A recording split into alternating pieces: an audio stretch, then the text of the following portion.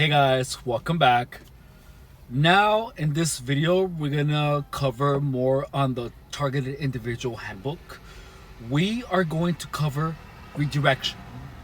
So this is what the targeted individual handbook says. Let me close the window. Give me one second. There we go. So the targeted individual manual or handbook says this about redirection. It says, redirection is simple. When the remote neural attack happens and impulses and thoughts are introduced into your mind, open parentheses, by the strong urge or high frequency attack or slight motivation, low frequency attack, close parentheses, just change your thread of thought. This hinders integration completion between your brain and the RNM system.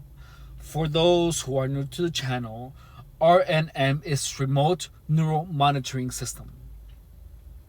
You do this by establishing what is known as a working reference. Period. You can thwart their RNM attack by establishing a working reference. Each time, first, what is a working reference? What is known as a working reference? Let's see if this person corroborates a little bit about what is a working reference. So let's see. Working reference. You can thwart blah, blah, blah, working reference each time they attempt to inject impulses and thoughts to your brain. This is done by recognizing something in life that makes you very happy and then refocusing or redirecting back to that happy experience in life each time you are attacked through remote neural manipulation. Okay, so let's cover this first. Understanding the memory attacks. The memory attacks, open parentheses, blocking your real memories and injecting false memories and impulses, close parentheses, are key.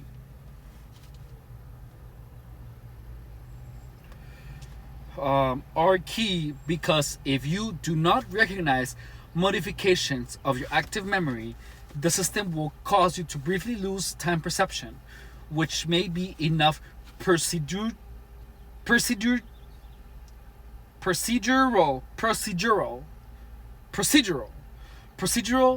open parentheses or functional close parentheses disorientation to influence you to respond to an injected impulse, forced speech, for example. What? Memory attacks? Okay, so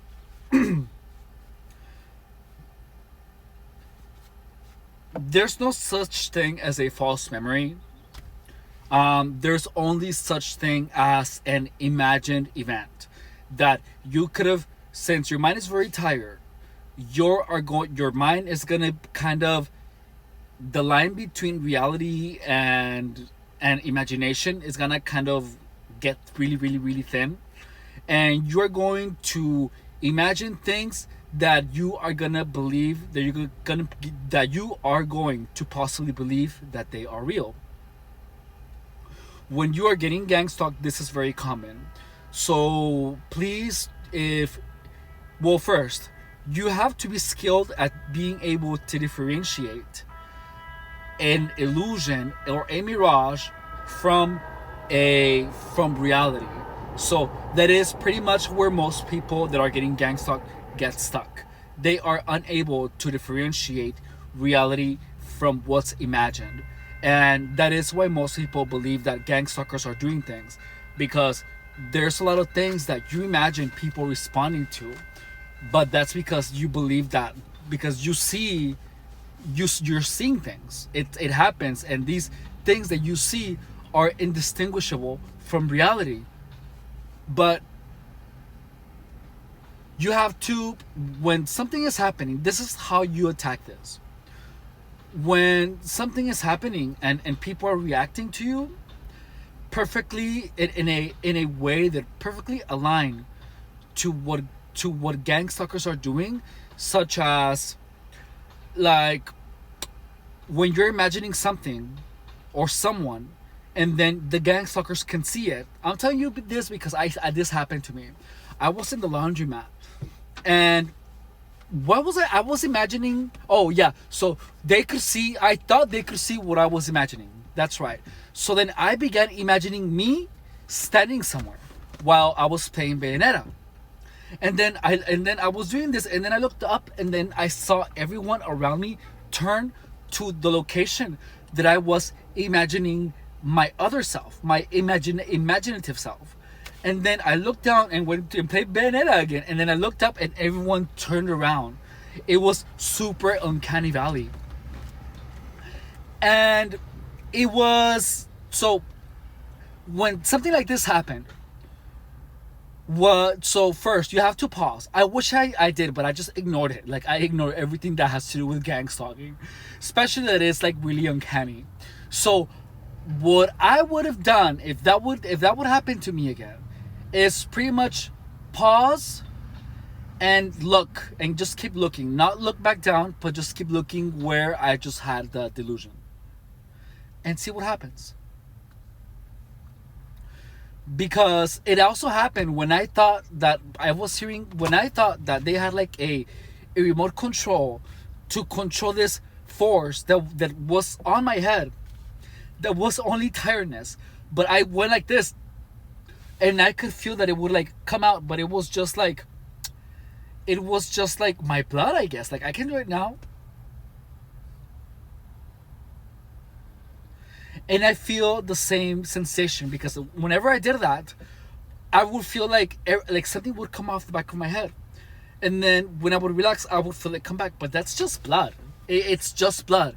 But I attributed that to like being a force, because I was feeling this shadow, this demon, this direct energy weapon just going around my body, and then just like tapping me, and then like causing me sharp pain suddenly, and then tickling me, and the voice was acting like if it was my shadow, and it was the shadow that talked to me.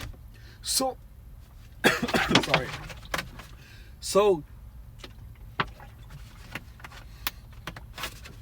what happened was that this I was like, why? Like the voice told me that it was a remote control thing. So I got up from my bed. I was in my dorm room with 3 beds in the homeless shelter of Father Joe's Village in San Diego, California. And I was by myself. No, Machivas, the fucking bitch whore that I hate so much. He was there, and he was just looking at what I was doing. So I got up from my bed, and I went out to look at the window, and I forgot her name, but she's like on the bigger side, ugly as hell. And she was I mean I need to wear glasses, so it was kind of blurry. So I was on the 3rd floor, and then I looked down, so I couldn't see things very clearly. But I saw her going like this, like moving something like a remote control, and then when I walked out, she walked away. And then I went and sat back down, and I was like, okay, that's weird. So I sat back down, and then I got up, and then I went outside, and I saw her again on there. The exact same everything that I had just seen. Remember, your mind works in echoes. So you're gonna see this, if it's a vision, like a mirage, you can see it more than once. So I got up again from my bed. I looked at the window, and there she was again. And then she walked away. The same people that were out there the first time. And then I was like, okay, that's weird. So then I sat back down again, and then I kept playing. I think what was I playing? Wolfenstein, the new Colossus on Nintendo Switch. So then I was still fighting this force. Like when this was happening, I think I paused my game, and then I have to tell another story when they made me stop playing Switch. Oh my god, I forgot. Well, it began hurting me, and the voice I was just talking to the voice. So then I got up again, and then again I went to look at the window, and it was the exact same people in the same place. And then well, as soon as I walked out, the same looking up, looking back down, and then walking away. I had the same vision 3 times. The same people, same timing, the exact same thing. It was like a deja vu in real life. But it wasn't in real life. It was pretty much like a vision, you know. And it literally, there's some hot guy like out there on his car. Hi. Anyways, so that's exactly what happened. So these things, it was when they're happening to you, it is incredibly difficult to differentiate between illusion and reality, because the illusion even follows through with what you're imagining, with what you think gang stalkers would do. The guy was hot. Anyways, so these, there's no such thing as a false memory. There's only things that you imagine and then you believe that were real because your brain is tired. So if your brain is tired, none of this is gonna happen. None of this is gonna happen. If your brain is rested, none of this is gonna happen. So if you're getting gang stalked, you have to take self-care, your well-being. I know it's incredibly cliche, but the better rested you are and the less drugs you do, you are gonna be good. One thing is that gang stalkers, I feel like gang stalkers were indirectly, I know they were indirectly pushing me to do drugs online, in person. So like, I remember I saw them outside, literally in front of, it only happened when I was sober. When I was sober, I saw the same woman out there with a crack pipe and a torch outside of where I was walking by. And it worked really well. I immediately went out to look for drugs. Like, I needed a smoke of meth. Yeah, it was awful. Now, yeah, so you're literally, if you are not aware of what's happening, you are going to be easily manipulated. So like, right now my defenses are like super mega high. So like, when I was recording a video, some guy was inviting me to go into the trail with him, and I was like, no thank you. And he was so persistent, but I prefer to be working. I don't have time to be hoeing out because I just don't have time. I have my priorities well set. I'll get high if I do, whenever I actually want to, but right now I don't want to. In fact, if I do, I'm planning on like just getting myself out like 10 times so that I do not have any drive to go out and be a hoe. I don't want to. I don't. I feel like I need to use my energy to help my mom and to work and to be here with you guys. Now, next, so false memories, there's no such thing as false memories. Impulses, you can feel a little impulsive. You can be strangely impulsive if your mind is tired. Now, are key, because if you do not recognize modification of your active memory, the system will cause you to briefly lose time perception. So one, if you are constantly analyzing your thoughts, do it when you're like by yourself. Don't do it when you're at work, because if you are at work and you're constantly analyzing your thoughts, you're not going to be able to focus on work.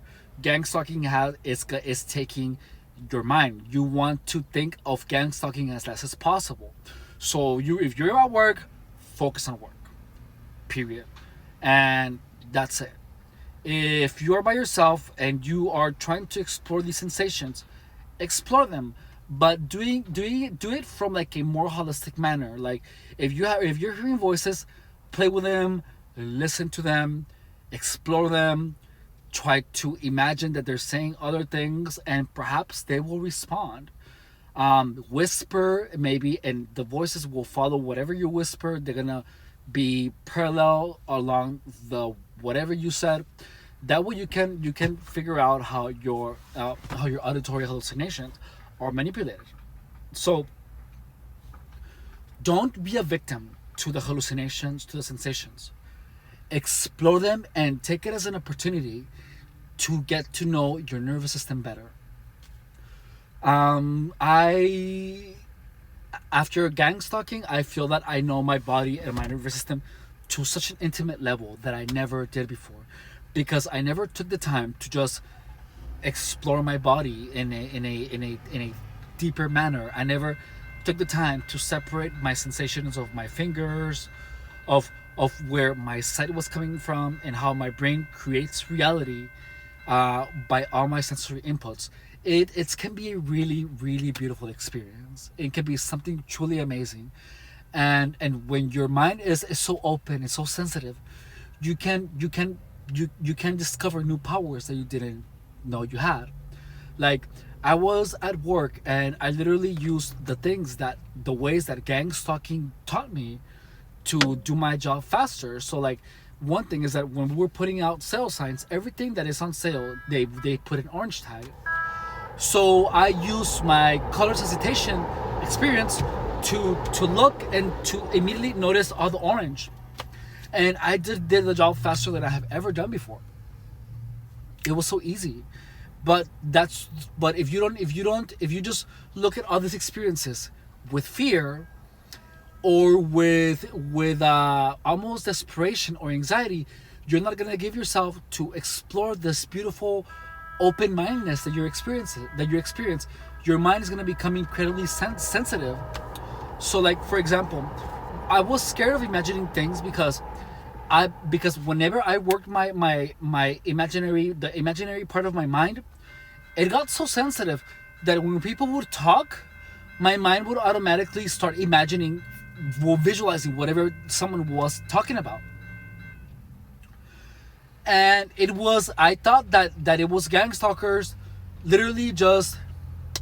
I thought that's one thing I thought that they knew that was happening, that my mind was literally so sensitive that they would just talk to me, and I thought that the whole purpose that they were mocking me because they could just speak, and then I thought that it was mind control, that they were literally controlling the visual aspect of my mind. They were literally just saying things, and that they knew that my mind was just producing these things that they were saying. So it felt like that. It literally felt like that. And that is how sensitive my mind worked. My mind was that literally someone would say something, dog pounding a pineapple, and my mind would literally just like imagine it. But the truth of the matter is that they had no idea. And that is why it is super important for you to just, kind of write these experiences down, or even use voice text to speech, to text, or to make videos and talk about it. Have a video journal. This has been the best thing that I have done for my gang stalking experience. And I think the beauty of it is that I'm exploring this thing, and I'm making the connections that are closer to the truth. And you guys are seeing me explore my gang stalking experiences and talking about them with you. And you guys are literally experiencing how I'm making connections and how I am resolving and really figuring this whole gang stalking thing out. You guys are literally living that with me. And that was what I wanted. I wanted you guys to literally just. I'm not looking for support. I'm looking for people to see what it is after gang stalking. The things that were more important that I had to tell you guys immediately are the things that I shared right in the beginning of the channel, because I had to share all of that with you before I forgot. They were super fresh in my mind. They still are, but I'm just glad that there's a record of everything. Same thing with the relapse. That I'm gonna have another relapse. I know. But it's gonna be as short like the last one, and I'm not gonna care because it's a controlled relapse. Before I went all in with gang stalking. Before gang stalking came into my life, I used to be a casual drug user. So I would be using like drugs like every couple of months, and that was that. And I just lived my life, and that was it. It was something that meant nothing. It was a thing that I would do here and there. It was just like, it was nothing. It only became a problem when gangstalking came to my life, and then when I was being indirectly manipulated by everyone to use more drugs. That's it. Now, now this is what's next on the book. It says, as you learn to defeat the predictive capabilities of the system, quenching, redirection, multitasking, and spontaneity, their attempts to restrict your reference choices will become increasingly evident, and you will begin to perceive what I describe as functional duality. It might also be described as focal duality within your working memory. The perp system prediction error rate will dramatically increase, and its attempts to predict your thoughts and intentions will become humorous, if not simply annoying. Okay, so this is a little confusing. So let's see. As you learn to defeat the well, first of all, this is not making sense to me because I know that there is no such thing as Gangstalker having predictive ability or direct energy weapon based predictive abilities. So this is pretty much someone trying to take charge of this person is literally fighting their mind. So this, you will not need this at all. What I'm reading is, as long as you know that the voices are you just don't know it yet. And I think I actually tried this where I was redirecting, I guess. So by redirecting I mean pulling my mind away from gangstalking. But it becomes hard because it feels like your mind wants to think about gangstalking. So when I was in the this is a really important detail. When I was in the homeless shelter, whenever I would disconnect, I literally remember my roommates looking at each other and saying, he's not connected right now. And then they would do the gangstalking sign and I would immediately connect. So anything that gangstalkers do is to keep you thinking about gangstalking. So getting out of gangstalking is focusing on whatever it is that you want to focus. The first time, it's gonna sound stupid and how easy the solution to this was. But when I was doing something, the gangstalkers would literally just do that. They would do the gangstalking sign, and my mind would immediately go back to thinking about gangstalking. That's the thing, is that they do things to keep your memory just back into gangstalking. They want to keep it's a jail. So literally what I did was I would put my earphones on, I would grab my Nintendo Switch, and I would turn around the bed and I would be facing the wall. And while laying on my stomach, I would put a pillow underneath my stomach, and then I would just be playing Switch, and I would not be connected for that moment. That's when I didn't realize how easy it was. It's stupidly easy. So if you are being surrounded by gangstalkers, just know that that's how they keep you thinking about it, by doing the gangstalking sign. And once they stop, the only thing that keeps you thinking about it is you. They wind you up, and then your mind it kind of wants you to keep you connected to that. That's why it's so important for you to do things that are gonna keep your mind away thinking from gangstalking. So you want to fill your life with as many hobbies and activities as you can. Anything that allows gangstalkers to have access to you, just block them.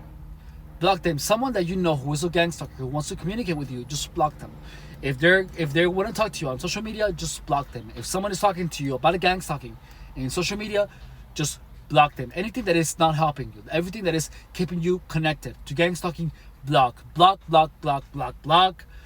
And don't look at whatever. Focus your mind on whatever else. Fill your life with activities that make you happy. It's stupid how simple it is.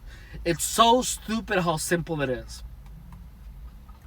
So if there are things that are keeping you thinking about gangstalking, such as a color, just look at the color, pause, feel the negative emotion, and get the hell over it. The negative emotion is going to be there, and you have to become stronger than the negative emotion. So what you do is then just once you feel it, that gangstalkers put that there for you, pause and just say, no. Even though it feels like if gangstalkers put it there for me, it's the possibility that actually is true is very unlikely. And then as you keep doing that, the symbols, the colors are gonna start losing their power. Now, since the prediction error rate will dramatically increase, and your attempts will predict your thoughts or intentions will become humorous, if not simply annoying. So, in other words, the less you think about gangstalking, the more you're gonna forget about it. They can't predict your thoughts.